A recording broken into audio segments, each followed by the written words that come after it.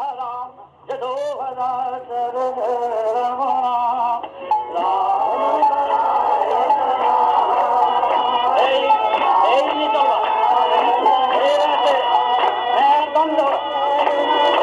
বলবে রাম নারায়ণ রাম নারায়ণ।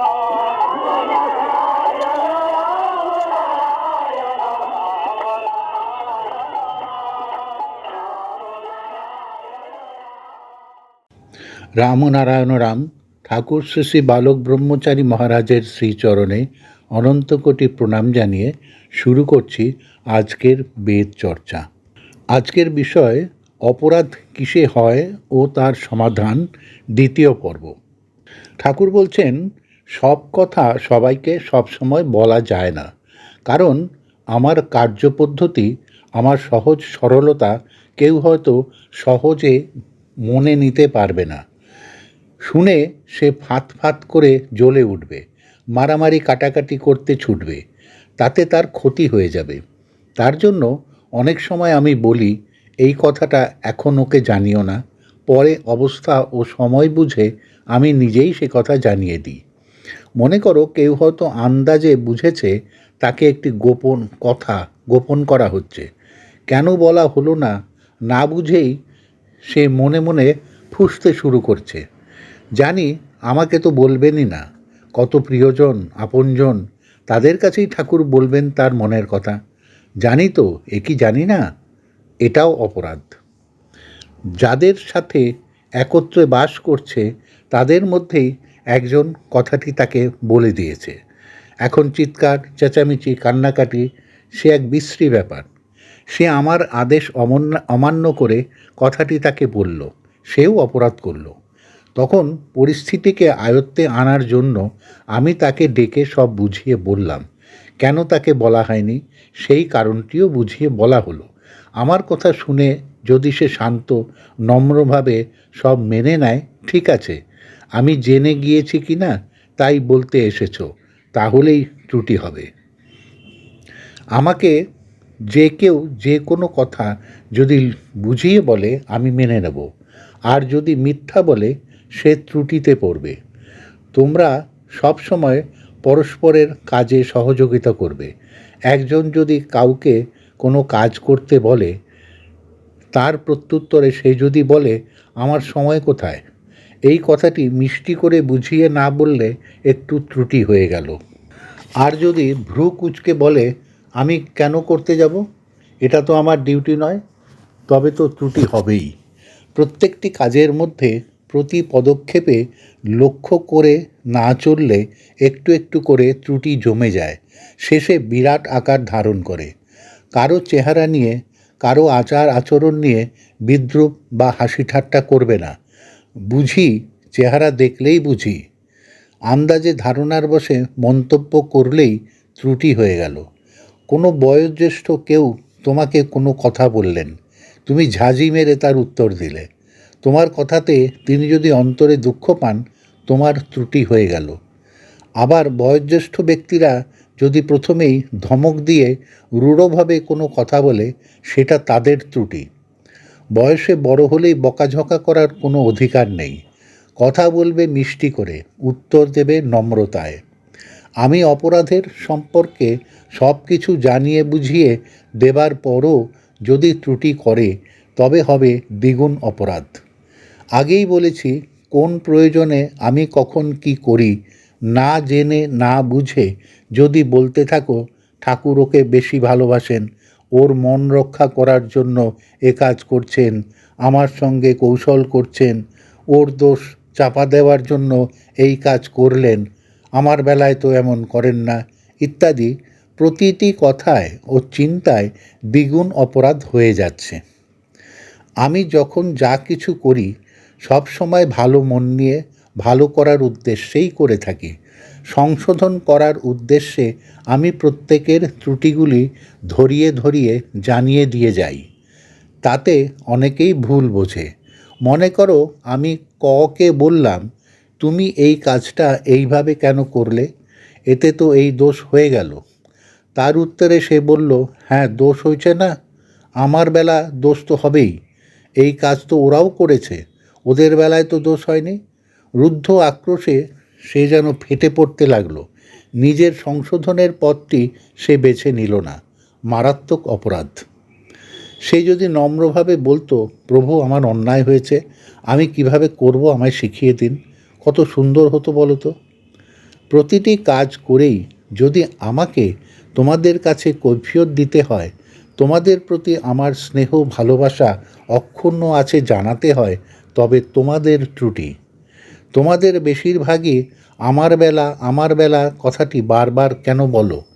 আমি যাকে যেভাবে যে কথা বলবো তার দাম সেভাবে দেবে, না হলে ত্রুটি হবে। ছ্যান ছ্যান মেজাজে ক্ষণে ক্ষণে রাগ, গুরুজনের মুখে মুখে তর্ক মারাত্মক অপরাধ। নিজের অপরাধ পরিষ্কার করার জন্য সবার সামনে খুলে বলতে হয়। অপরাধ গোপন করাটাও অপরাধ। আমি সবার সামনে পরিষ্কারভাবে সব খুলে বলি, কেন বলবো না? তাদের জন্য আমি কেন পাপের ভাগী হব?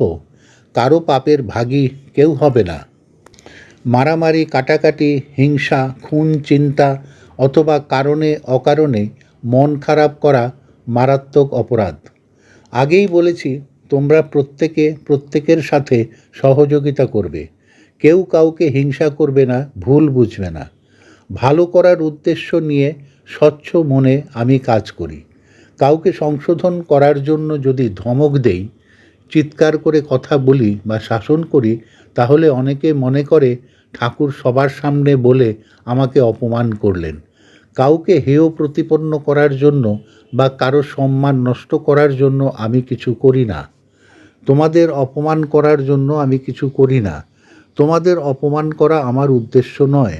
তোমাদের সম্মান আমি নষ্ট করতে যাব কেন? আমি যদি কিছু বলে থাকি, একজনকে কেন্দ্র করে সবাইকে গড়ার উদ্দেশ্যেই বলি। কাউকে হয়তো ঠাটিয়ে মারি, পর মুহূর্তেই প্রসাদ মেখে রাখি। অন্যেরা ভাবে ঠাকুর ওকে তেল দিচ্ছেন। কত বড় অপরাধ! একটি ক্ষুদ্র বালুকণার দাম আছে কি? দাম আছে পৃথিবী গড়ার পক্ষে। ক্ষুদ্র ক্ষুদ্র বালুকণা একত্রিত হয়ে এই বিশাল পৃথিবী গড়ে উঠেছে। আবার ক্ষুদ্র ক্ষুদ্র জলবিন্দু নিয়েই বিরাট সাগরের সৃষ্টি। ছোট ছোট ত্রুটি একত্রিত হয়েই বিরাট ত্রুটি। প্রকৃতির ন্যায়ের দণ্ডে কেউ যে রেহাই পাবে না। অপরাধের হাত থেকে মুক্তি নেই। এসব সম্পূর্ণ আমার ব্যক্তিগত কথা। এই নিয়ে আমি কোনো তর্ক বিতর্ক করতে চাই না। মৃত্যুর পরে কি আছে কি নেই সে বিষয়ে আমি কিছু বলবো না। আমি শুধু বলছি, তোমাদের কথায়, কাজে, চিন্তায় যে যত অপরাধ করে যাচ্ছে, একেবারে চরম শাস্তি অপেক্ষা করছে প্রত্যেকের জন্য। এই জ্বালার শেষ নেই। এই শাস্তির হাত থেকে মুক্তি নেই। এখন আমার কথা ভালো না লাগতে পারে, রাগ করে ভুল বুঝে আমার কাছে আর না আসতে পারে, তাতে আমার কিছু ক্ষতি হবে না। আমার নির্দেশকে, তোমাদের ভালো করার চেষ্টাকে জ্বালা যন্ত্রণা মনে করে অস্থির হয়ে রেলের তলায় মাথা দিতে পারে, তাতে কি হলো? প্রকৃতির বাইরে তো যেতে পারলে না। যত ডুববে নদীর জলেই ডুবে মরবে। নদীর হাত থেকে রেহাই নেই। অনেকে তো রাগ করে বাড়ি চলে যায়। বাড়িতে বসে থাকে বছরের পর বছর, আসে না। আমি স্নেহভরে ডেকে পাঠাই, ভাবি আবার একবার ডাকি, যদি কিছু সংশোধন হয়। আমার কার্যাবলী দিয়ে তোমার নিজের চরিত্রকে বিচার করে দেখো, ভুল ত্রুটি কোথায়। জীবনের অঙ্ক শেখো, 5 5 10, 7 3 10। যোগ ঠিকভাবে যুক্ত করতে পেরেছ কি না, হাতের এক বাত পড়েছে কি না ভাবো। ভেবে ভেবে নিজেকে বিচার করো। ধীর স্থির নম্র হয়ে গুরুগত প্রাণ হয়ে যদি থাকতে পারো, এর চেয়ে সুখের ঘর আর নেই। সূর্যমুখী ফুল সূর্যের দিকে চেয়ে থাকে, সূর্যের সাথে সাথেই ধীরে ধীরে পূর্ব থেকে পশ্চিমে যায়। সূর্যমুখী ফুলের মতো গুরুমুখী মন রাখতে হবে, তবে তো হবে। নালিশ কোনটা, শাসন কোনটা, স্নেহ কোনটা বুঝতে হবে। তোমার বয়োজ্যেষ্ঠ কোনো ব্যক্তি তোমাকে বললেন, কাপড়টা এত উঁচু করে চলছিস কেন? তুমি কাপড়টা তো ঠিক করে নিলেই না, উপরন্তু বললে, আপনি তো এই দেখবেন, আর কোন দিকে নজর দেবেন? তোমার কথায় তিনি লজ্জা পেয়ে গেলেন। কত বড় অপরাধ! প্রত্যেকে অত্যন্ত সংযত হয়ে গুরুজনের সম্মান রেখে মিষ্টি করে কথা বলবে। কেউ বলল, একটা বাসন মাজতে এতটা সার্ফ লাগাচ্ছিস কেন?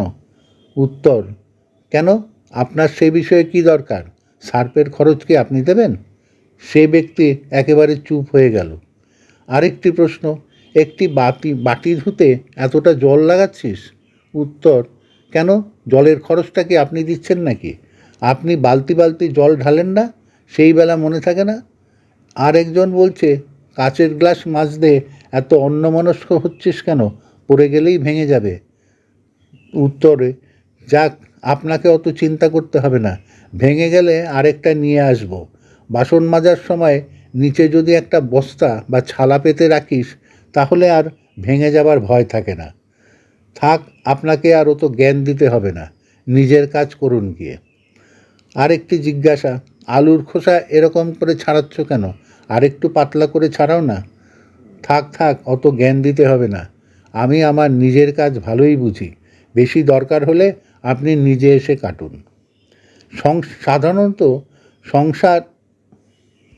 সাধারণ সংসারে দৈনন্দিন জীবনের কয়েকটি প্রশ্নোত্তরে নমুনা মাত্র দেখালাম। প্রত্যেকটি উত্তর কিন্তু ত্রুটিমূলক। অপরাধের বোঝা ক্রমশই তৈরি হয়ে যাচ্ছে। কেউ হয়তো সকালবেলায় কাজকর্ম না করে বেলা পর্যন্ত ঘুমোচ্ছে। তাকে যদি আরেকজন বলে, এত বেলা পর্যন্ত ঘুমোচ্ছিস, এখনও বিছানা তুলিসনি কেন? তাকে যদি শাসন করার জন্য, জব্দ করার জন্য অথবা সবার সামনে ভুল দেখাবার জন্য কথাটা বলা হয়, তবে যে বলেছে সে অপরাধে ঠেকবে। কিন্তু যেভাবেই বলুক না কেন, কথাটা তো সত্যি। যাকে বলেছে সে যদি নিজের ভুলটা স্বীকার করে নিয়ে বলে, হ্যাঁ ভাই, আমার ভুল হয়ে গেছে, ঘুমিয়ে গিয়েছিলাম, এখন বিছানা তুলে দিচ্ছি, তাহলে এই জিনিসটা সুন্দর হয়ে যায়। যে বলেছে সে যদি কোনো উদ্দেশ্যমূলক ভাবেও কথাটা বলে থাকে, তবে সে নিজেই লজ্জা পেয়ে যাবে। কিন্তু তা তো হলো না। এখনও বিছানা তুলিসনি কেন বলার সাথে সাথেই উত্তর এলো, আমার কাজ আমি যখন খুশি করব, তুই আমার উপর মাতব্বরি করতে এসেছিস নে? অপরাধে আটকে গেলে। একটু নম্র হলে, একটু অ্যাডজাস্ট করে চললে সংসার কত সুখের হয়। চেষ্টা করলে পালন করা কিছুই কঠিন না। কঠিন ভাবলেই কঠিন, কঠিন না ভাবলেই সহজ। আমি যখন কোনো আলাপ আলোচনা করি, সবাইকে সবসময় ডেকে শোনানো সম্ভব নয়। আমার সময় অত্যন্ত কম, সব সময় নানা কাজে ব্যস্ত থাকতে হয়। এতেও অনেকে ভুল বোঝে। জানি জানি, আমার কথা মনে পড়বে কেন? আমাকে ডাকবে কেন? আমি তো বাইরের লোক। যাদের নিয়ে আলাপ করার দরকার ঠিকই করছে, যারা যারা ভালোবাসার জন তাদের ঠিক ডেকেছে, ইত্যাদি। অপরাধ। স্বচ্ছ মনের মধ্যে আক্রমণ করাটাই অপরাধ। সমুদ্রের পাড়ে ঝিনুকের মতো অপরাধ কুড়াতে কুড়াতে চর পড়ে যাচ্ছে যে আমি প্রতি মুহূর্তে মুহূর্তে সুইসাইড হয়ে যাচ্ছে। যারা আমার উপর নির্ভর করে চলে, আমার মনের দিক থেকে যেন পবিত্র মন নিয়ে তাদের গড়ে তুলতে পারি, সেই চেষ্টাই করে গেলাম। আমি যে দৈবের আশ্রয় নিয়ে এসেছি, তার পরিপ্রেক্ষিতে তোমাদের স্নেহের দাবিতে এই কটি কথা বললাম। স্নেহের দাবি ঠিকই আছে। আগেই বলেছি, আমার ব্যক্তিগত কাজে আমি এই পৃথিবীতে এসেছি এবং আমার নিজস্ব চিন্তাধারায় কথাগুলো বলেছি। এতে তোমরা উপকৃত হবে কি না, অথবা কতটা উপকৃত হবে, সে তোমাদের ব্যাপার। আমার ব্যক্তিগত ধারণা, তোমাদের উপকার করলাম। এখন গ্রহণ করা না করা তোমাদের ইচ্ছা। গুরুগত প্রাণ হয়ে থাকো, গুরু নির্দেশ পালন করার চেষ্টা করো। কখনো গুরুর গুরুত্ব লঙ্ঘন করার চেষ্টা করো না, সেটি হবে অলঙ্ঘনীয় অপরাধ। কৃষ্ণ অর্জুনের সাথে সখার মতন মিশতেন, হাস্য পরিহাস করতেন, কিন্তু অর্জুনকে বলে দিয়েছিলেন, অর্জুন, কখনো খেলার ছলেও ভুলে যেও না তুমি ঢোড়া সাপ, আমি জাত কেউটে। অর্জুন সদা সর্বদা সেটি মনে রেখে চলার চেষ্টা করতেন। তোমরা আমাকে মাতা পিতার মতো ভালোবাসো, সেই আমাকে আপন করে হৃদয়ে ধরে রেখো। আমার হৃদয়েও তোমরা চিরদিন থাকবে অম্লান হয়ে। একজন প্রশ্ন করছেন, আচ্ছা ঠাকুর, অপরাধ করব না, অন্যায় করব না, মুক্তির জন্য তৈরি হব, তবু যদি ভুলবশত বা কোনো কারণে অপরাধ হয়ে যায় তবে কি হবে? উত্তরে ঠাকুর বলছেন, অপরাধ করব না, অন্যায় করব না, সত্য পথে থেকে মুক্তির জন্য তৈরি হব, এই যে একটা ইচ্ছা জাগবে, এই ইচ্ছা যদি মনে জাগিয়ে রাখতে পারিস তবে তোরা অপরাধ করতে পারবি না। তারপর মনে কর হঠাৎ একটা অন্যায় করে ফেললি, তার জন্য চিন্তা করার কিছু নেই, আবার তোরা শুদ্ধ হ। আবার যদি অপরাধ করে ফেলিস, আবার সংকল্পে দৃঢ় হয়ে আর করব না অনুতাপে আগের অন্যায় অপরাধ পুড়ে যাবে। এইভাবে আবার তোরা শুদ্ধ হবি, শুদ্ধ হতে হতে তোরা শুদ্ধই হয়ে যাবি। তখন দেখবি অন্যায় করার প্রবৃত্তি আর থাকবে না। দেখ, এই যে দোলের আগে কুড়ে পড়ে, তো কেন? কৃষ্ণকে আবির দেবে, কৃষ্ণ চিন্তায় বিভোর থাকবে, তাই আগের মতো মলিনতা পঙ্কিলতা ছিল, অন্যায় অপরাধ ছিল, সেসব অনুতাপের আগুনে পুড়িয়ে ফেলে দিল। তাই মনের গোড়ায় আগুন দেয়া বুঝবার জন্যই কুড়ি পোড়া। অনুতাপের আগুনে সব অন্যায় পুড়ে যায়, তাই ভাববার কিছু নেই। প্রশ্ন, অপরাধ যে থটে বা চিন্তায় আসে, অপরাধ বিনাশের কি কোনো থট নেই? উত্তরে ঠাকুর বলছেন, দেখো, অপরাধ যে থটে আসে, অপরাধ বিনাশের চিন্তাও সেই থটে আসে। গঙ্গায় যখন বান আসে, খুব উঁচু হয়ে আসলে হাওড়া ব্রিজ চুরমার হয়ে যাবে, তাই গঙ্গার পাড়ে কামান ফিট করে রাখে।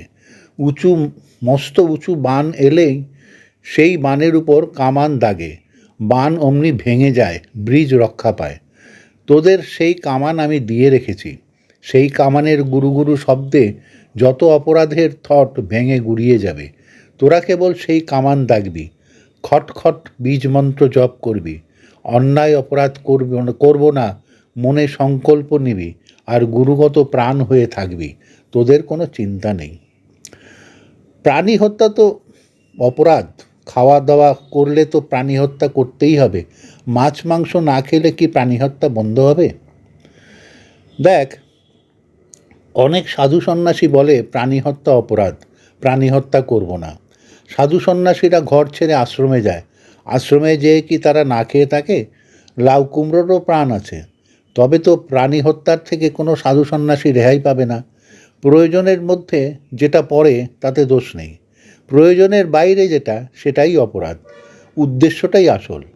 তোমার জীবন রক্ষার জন্য তুমি খাচ্ছ, মাংস কিনে খাবে, লাউ কুমড়োর প্রাণ আর মাছ মাংসের প্রাণ একই।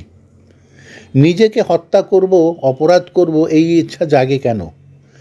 দেখ, সৃষ্টিকর্তা যখন সৃষ্টি করেছেন তখন সবার ভিতরে তার ইচ্ছা শক্তিটা দান করে দিয়েছেন, আর সেই সঙ্গে কসাস অর্থাৎ সতর্কতা বলে একটা জিনিস দিয়ে দিয়েছেন। যে ইচ্ছা শক্তি তিনি দান করে দিয়েছেন সেইটা তিনি আর ফেরত নেন না।